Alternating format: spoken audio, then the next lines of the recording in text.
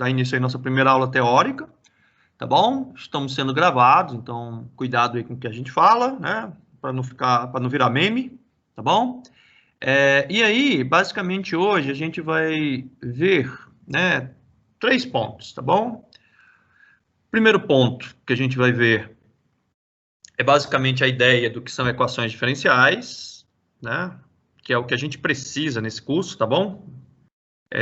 Mais especificamente as equações diferenciais parciais, que são, né, o que a gente vai resolver. Então, o nome da nossa disciplina é métodos, né, computacionais, aí aplicada a geotecnia, mas vocês vão ver que eu vou aplicar mais coisa, tá bom? E basicamente a gente vai usar esses métodos computacionais para resolver as DPs. Tem uma exceção só, vocês vão ver depois aí que só tem uma única exceção, tá bom? Que é o problema de talude, tá certo? O problema de talude a gente não vai necessariamente resolver usando o EDP, a gente vai resolver de outra maneira, tá bom? Segunda coisa que a gente vai ver hoje, tá certo? São alguns exemplos, tá bom? Então, a gente vai ver alguns exemplos. Aí, eu vou basicamente fazer o seguinte, eu vou colocar a obra, tá certo? E eu coloco a equação. Se isso ficar... se isso funcionar, eu já estou feliz, tá? Se a gente conseguir cumprir isso aqui, eu já estou feliz, estou muito feliz, tá? No futuro, a gente vai aprender a deduzir essas equações, tá bom? Para vocês saberem as hipóteses que tem nessas equações, tá certo?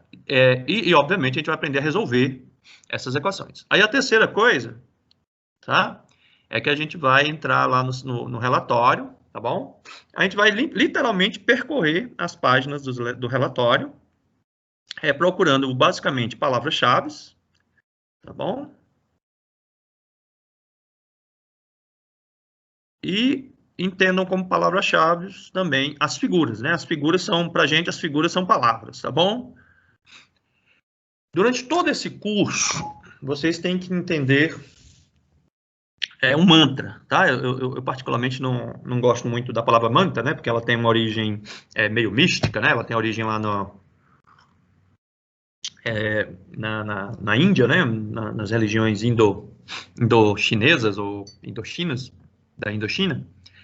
Mas, por outro lado, ela tem um outro significado, que é uma palavra que acalma a gente, né? Então, quando você, por exemplo, fica repetindo um mantra, é uma maneira de você se acalmar, né? Você, por exemplo, pode ficar repetindo assim, né? Vai dar tudo certo, né? Ou quando você entra no avião, você pode ficar dizendo, o avião é seguro, o avião é seguro. E aqui tá o nosso mantra, né? Digamos assim, o nosso mantra, que eu vou colocar aqui, ó. Mantra, né? Não sei nem se a palavra, se a escrita é essa mesmo, né? Deve ser. Não vejo nenhuma dificuldade, tá? É matemática.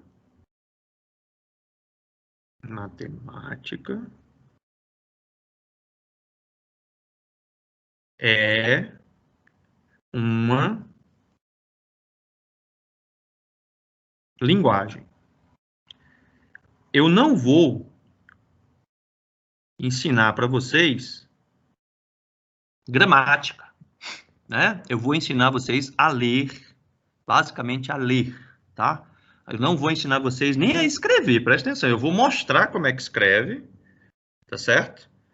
Né? Mas eu não vou nem, olha só, eu não vou nem ensinar vocês a escrever. Eu vou escrever algumas vezes, né? Nessa linguagem aqui, tá bom? Mas o que a gente realmente vai aprender é a ler, tá? E mais especificamente, como ler, né? Como usar, seria como interpretar. Bom? Então, você não precisa ter medo de matemática, como você, por exemplo, não precisa ter medo de japonês, tá certo? Mas a gente vai aprender aí algumas coisas sobre essa linguagem, tá? Eu não sou totalmente fluente, vocês vão ver, eu sou semi-alfabetizado nessa linguagem, mas eu consigo me comunicar bem, tá bom? Que é o que a gente precisa aqui, tá bom? Então, vamos aqui para os meus slides. Vou explicar para vocês bem rápido isso aqui. Essas aulas aqui são as aulas de diferenças finitas, eu não vou entrar nesse assunto, tá bom? Não é nosso objetivo, não sei se vocês viram, mas eu não escrevi isso no quadro, tá? É simplesmente porque nessas aulas aqui, que inclusive eu vou disponibilizar para vocês, eu tenho aqui alguns slides que explicam a relação, tá bom? Entre matemática e, né, especificamente, alguns problemas geotécnicos. No caso aqui, ó, esses slides aqui são da disciplina da pós-graduação, tá bom? Programa de pós-graduação em geotecnia, tá? Em que eu ministro, né, esse assunto, que é adensamento. Tá certo? Então, aqui fica muito legal da gente ver isso, né? Da gente enxergar a relação que existe entre o fenômeno, tá bom? E as equações. Então, dando prosseguimento, tá? A gente tem aqui, né? A gente vai fazer muito isso, tá bom? Processo de modelagem, tá? Agora que eu estou lendo mais, né? Durante a quarentena aqui eu li bastante, e eu tenho quase certeza que a palavra não é modelagem, é modelação, tá bom? Eu não sei por que que a gente criou, né? Aqui no Brasil a gente começou a usar essa palavra, modelagem não, né? Tenho quase certeza que a palavra é modelação. Mas eu não vou ficar discutindo isso aqui, até porque, como eu falei para vocês, eu sou semi-analfabeto, né? Em matemática, mas eu também tenho orgulho de dizer que eu sou semi-analfabeto em português, não por culpa minha, mas por culpa do sistema de educação brasileiro, que é muito ruim, né? E acaba nos ensinando aí algumas coisas que a gente não precisa e esquecendo de ensinar o que a gente precisa, tá bom? Atualmente eu tenho até melhorado aí meu português, né? Como eu leio muito, isso é natural, mas inclusive eu recomendo, tá? Eu estava discutindo com um colega, eu acho que isso aqui tem que ficar até gravado, não vou editar, não. Estava discutindo com um colega e ele estava me falando que uma das dificuldades que ele tem quando contrata engenheiro é exatamente a escrita, tá? A gente escreve muito mal, né? Obviamente. E a culpa é exatamente do nosso ensino médio, né? O nosso ensino médio ele ensina a gente a escrever para o vestibular, né? Às vezes ele treina a gente para ser poeta, né? E, na verdade a gente não precisa ser poeta, poesia é um dom, né? A gente precisa escrever, né, para se comunicar bem, de forma direta, concisa, tá bom? Se alguém quiser praticar a literatura, é uma escolha, né? A escrita não é uma escolha, tá bom? Então, voltando aqui para nossa aula, aqui, né, seria a ideia geral, né, de modelagem, né? Como eu estou chamando aqui, tá bom? Aí a primeira coisa que a gente faz é olhar o fenômeno, né? E aí, ó, eu sempre gosto de chamar a atenção de vocês, né? E principalmente agora que eu estou com duas turmas, né? Eu estou com a turma de ambiental e eu estou com a turma de civil, né? Quais são os problemas que a gente resolve no nosso dia a dia, né? Quais problemas, né, nos interessam, né? É do nosso interesse, do nosso interesse, né? Eu aqui, é óbvio, vou mostrar para vocês os problemas relacionados à geotecnia, tá? Mas, por exemplo, tem hoje em dia um problema né, inclusive, não é muito adequado o que estão fazendo, mostrando para vocês na TV, que é o processo, né, de proliferação do vírus, né, do Covid, né, aquela equação que é uma exponencial, tá bom? Eu dei dando uma lida aí, e aquele R lá que se fala lá é um modelo muito simples para um problema muito complicado, tá bom? E aí o pessoal, principalmente os especialistas, ficam aparecendo na TV, dizendo que o R está maior do que não sei o quê, está menor do que não sei quem, tá bom? Basicamente é 1, né? O tal do R lá. Né? Será que a gente conseguiria, né, ao final do nosso curso, modelar essa equação? Né? Será que a gente conseguiria modelar? Hoje ela é do nosso interesse, apesar dela não ter nada a ver com geotecnia, né? Hoje a gente teria interesse.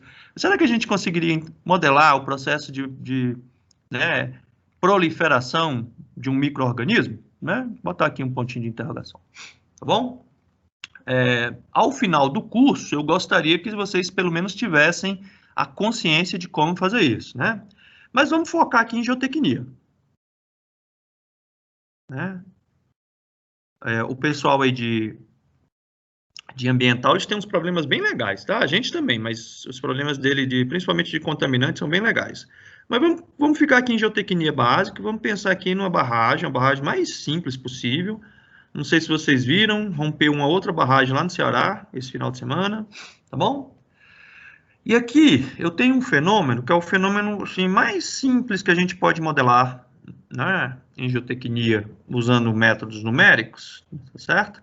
Que é o processo, né, de fluxo dentro dessa barragem. As linhas aqui de água aqui não estão muito corretas, né? Depois a gente vê até por que elas não estão muito corretas, né? Aí é uma pergunta para vocês, tá certo? Qual é o, digamos assim, a forma como eu posso modelar isso, né? Sendo bem simplista, né? Bem simples, eu posso pegar um laboratório, tá certo? E fazer um modelo físico disso.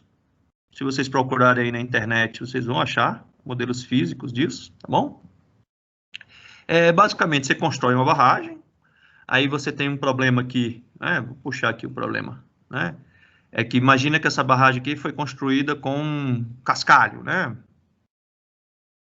E aí você vai fazer um modelo reduzido, né? Um modelo em escala. Você tem que fazer a escala também do material, tá certo? Então, o que é cascalho vai virar areia, ou vai virar argila, né? O problema é o que é argila, né? O que é argila vai virar o quê, né? Aí a gente começa a ter alguns probleminhas. O problema de fluxo, especificamente, isso não é tão grave, né? Mas aí eu poderia fazer em laboratório um modelo reduzido, né? Botar aqui, modelo reduzido. Modelo reduzido. Tá bom? E pronto, né? Resolvi meu problema. E eu vou falar para vocês, durante muito tempo a gente fazia isso, tá? Eu, por exemplo, já vi alguns modelos reduzidos bem interessantes. Tem alguns laboratórios que trabalham somente com isso, tá bom? Alguns laboratórios bem sérios, né? Ou bem, alguns laboratórios que trabalham com isso. Eu não sei se vocês já ouviram falar de centrífuga, é para isso que as centrífugas são usadas, para fazer modelo reduzido. No caso de fluxo é um pouquinho mais complicado, né? Não sei se... Nem sei, vou até perguntar lá para o meu colega que é especialista em modelo reduzido, se dá para fazer modelo de fluxo, tá bom? Uma outra coisa que a gente pode fazer é procurar fenômenos análogos, né? Fazer uma analogia.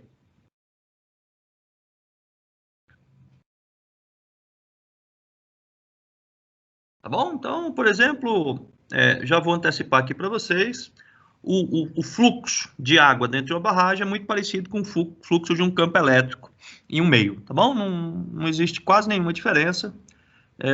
E aí a gente poderia fazer isso no laboratório. Quem já fez Física 3, né, já deve ter até visto o conceito lá, por exemplo, de linha de fluxo, de equipotencial, tá bom? E aí vocês vão ver que é basicamente a mesma coisa, tá? A terceira forma, que é a forma que a gente vai fazer aqui, é de um modelo, tá bom? Matemático.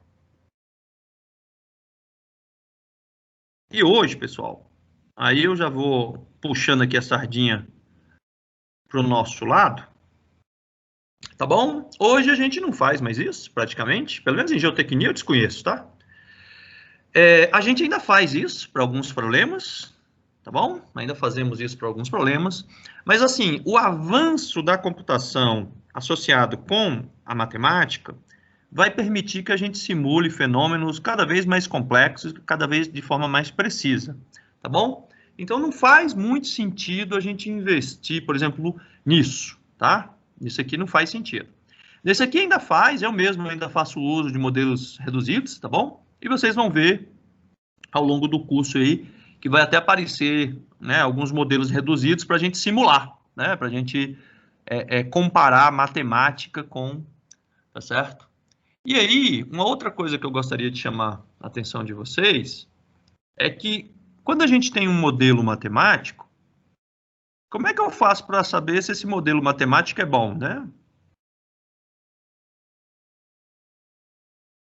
Certo?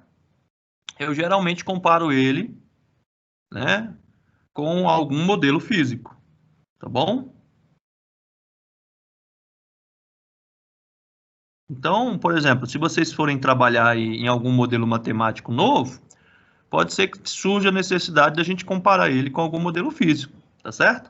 Aí eu vou dar um exemplo para vocês. Se a gente pegar aqui o problema, né, do fluxo, né, o problema mais simples de fluxo que a gente tem é dado por essa equação, daqui a pouco a gente chega lá, tá? Que é a equação de Laplace.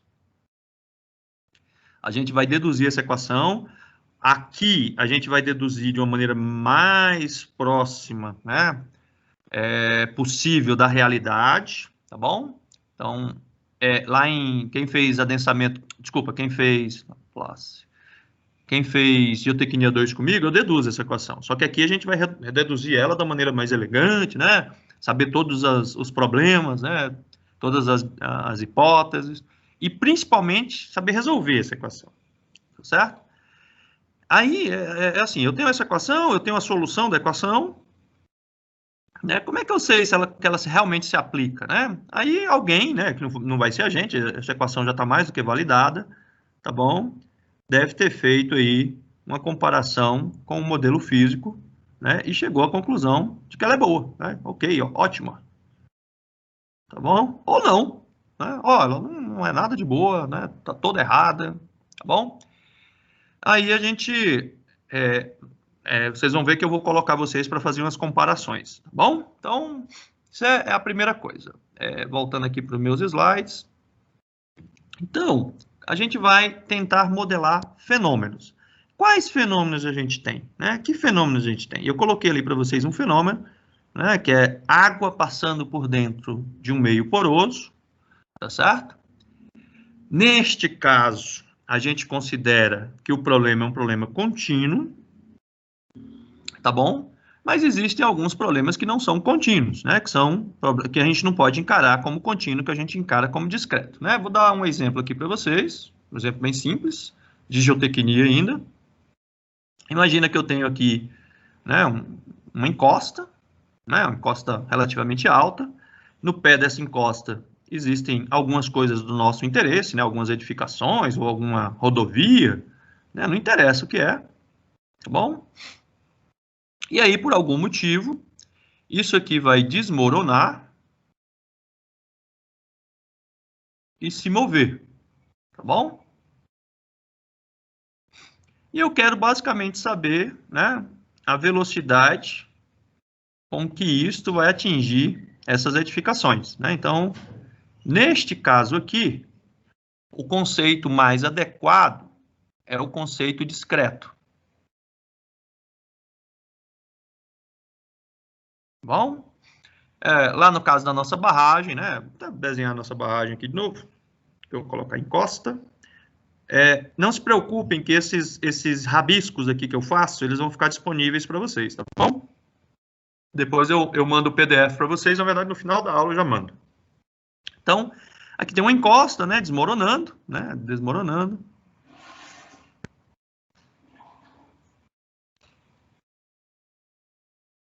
Tá bom? E aí, nesse caso aqui, a gente precisa, né, pelo menos deveria ser o que a gente chama de uma abordagem discreta, né? Vou colocar aqui, ó, abordagem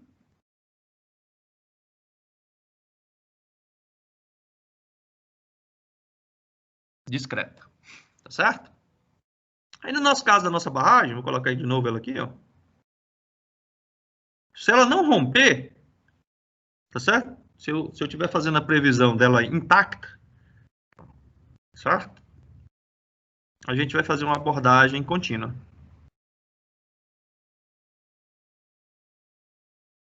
Ah, desculpa.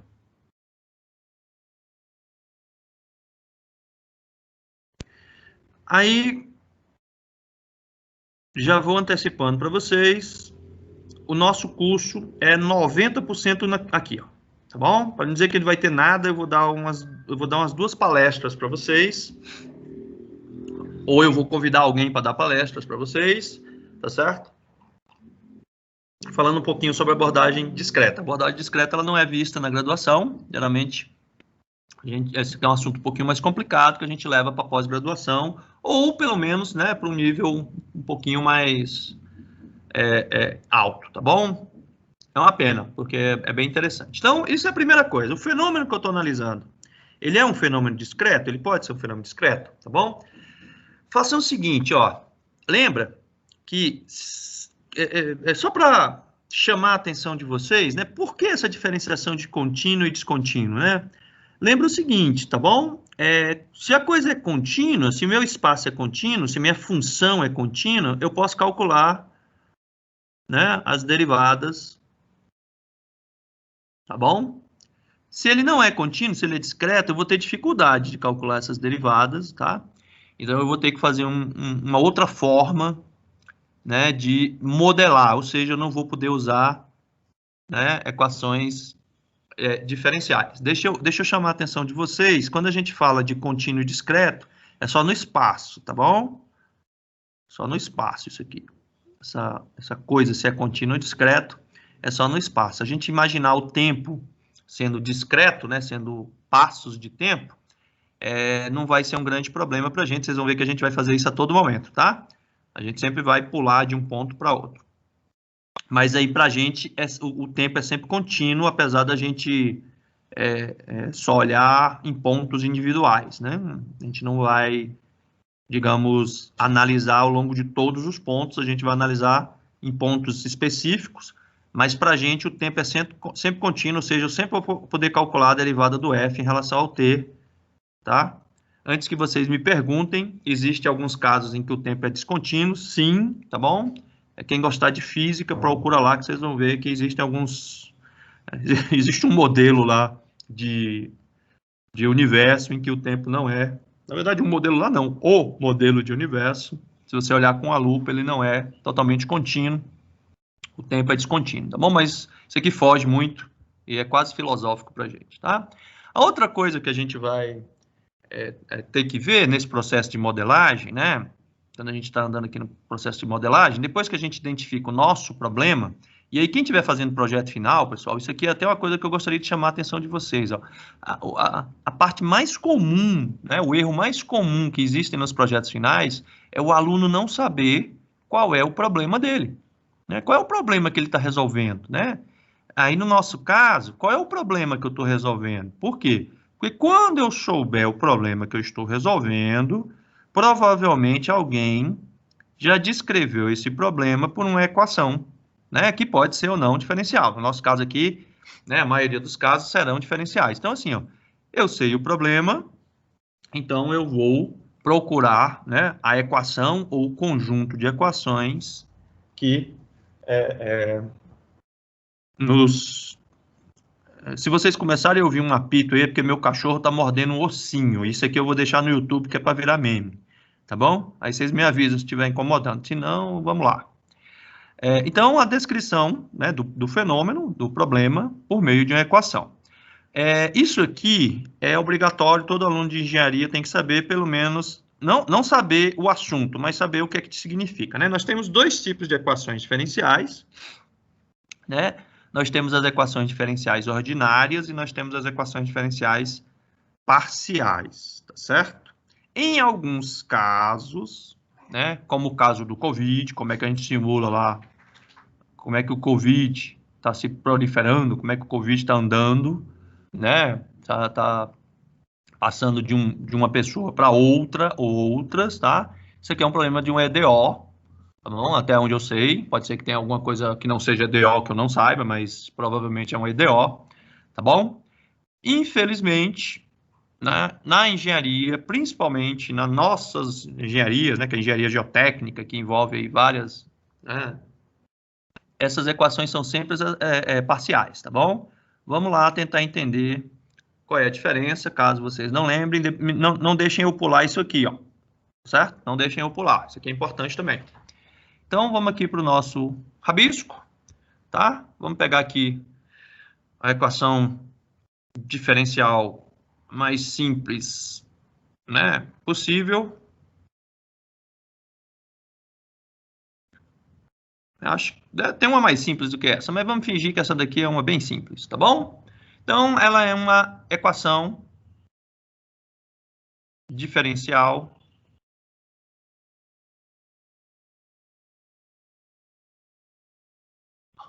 ordinária.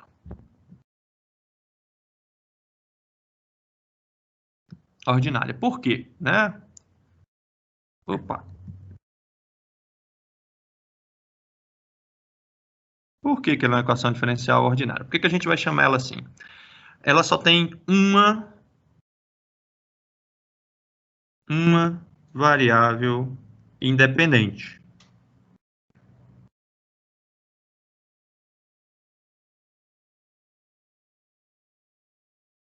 Tá bom? Quando a gente resolver aqui, o y vai ser função do x. Acabou. Tá certo? Deixa eu escrever independente aqui, que ficou muito feio. Tá certo? Então, a gente vai ter aí uma única variável independente.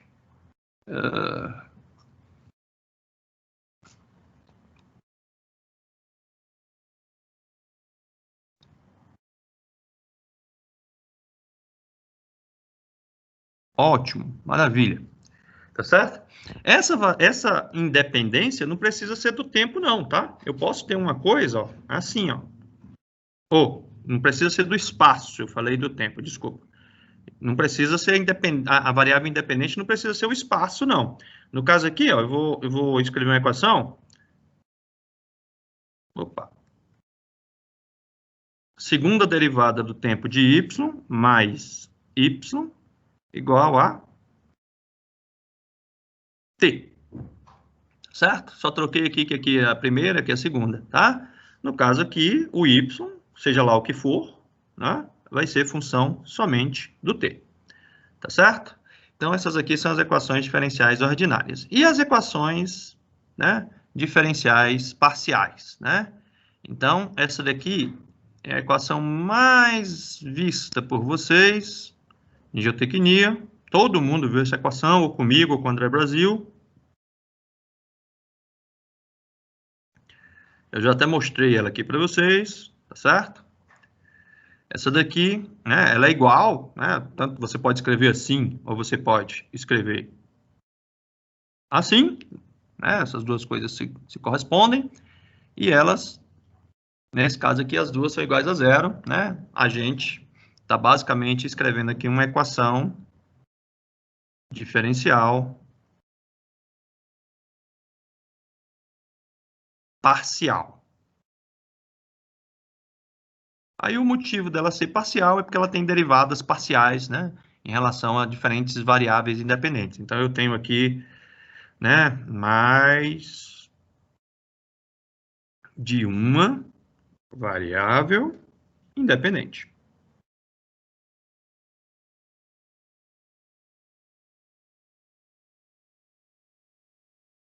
Ok? No caso aqui, a gente tem as duas variáveis independentes, né? Então, o h vai ser função do x e do y, tá bom? Rapidão, uma das primeiras coisas que a gente vai aprender aqui nesse curso é como que resolve essa equação usando o CIPW. Bom, a gente vai usar a versão estudante dele, está disponível. Eu já até tinha pedido para vocês instalarem, tá certo? Tem outras equações que são também do nosso interesse, e aí elas envolvem um espaço e um tempo, tá bom? Então, por exemplo, adensamento. A gente vai já ver, certo? A fórmula dela é alguma coisa assim. Eu vou escrever aqui sem muitos detalhes, porque não é o nosso objetivo, tá?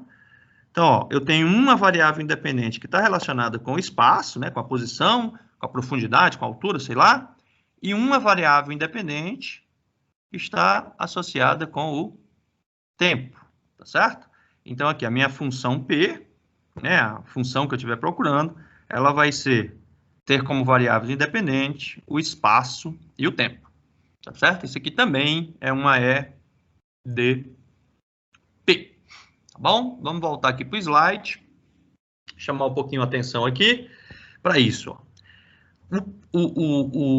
Às vezes, eu tenho mais de uma equação, tá? Formando um sistema, né? A gente conhece o sistema muito bem, né? Eu vou dar um exemplo aqui de um sistema para vocês. Então, eu tenho aqui um sistema de equações. Eu vou colocar um aqui que vocês com certeza já resolveram na vida. Não tenho a menor ideia se tem solução, tá? Estou colocando aqui sem compromisso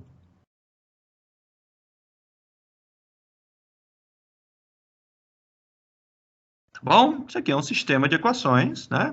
Eu não consigo resolver essa equação sozinha, né? E elas duas precisam ser resolvidas em conjunto, né? E aí eu vou encontrar um par ordenado, né? Um x e um y, né? Que vai atender a essas